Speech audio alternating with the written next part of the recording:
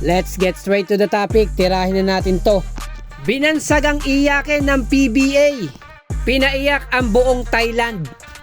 As I told you before sa previous content ko, it's all about teamwork. And all the credit dapat natin ibigay sa lahat ng players ng ating Gilas Pilipinas. Pero kung meron pang isang player na dapat natin bigyan ng highlights, siya yung binansagang iyakin ng PBA na si Poy Eram. Hindi biro ang big man na to. Ganon din yung kanyang pinagdaanan bago makalaro sa SEA Games. Kilalang nakikipagsabayan to. Trastokan kung trastokan. Palitan ng muka sa ilalim.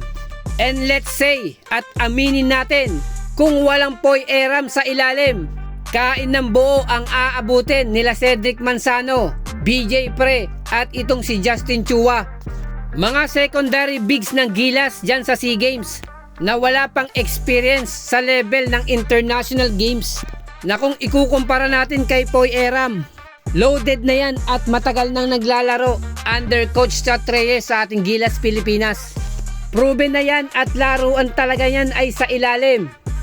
Na waiting yan sa mga drop pass, sa mga offensive at defensive rebounds. May tira rin yan sa perimeter. At kung minsay titira naman sa 3 points area, ay sisiguraduhin ilista mo na.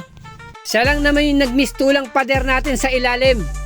Na mabigat ang naging assignment.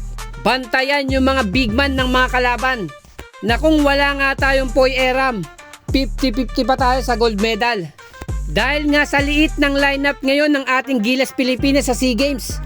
Then yung ilang bigs natin, nasa collegiate basketball pa lamang o amateur.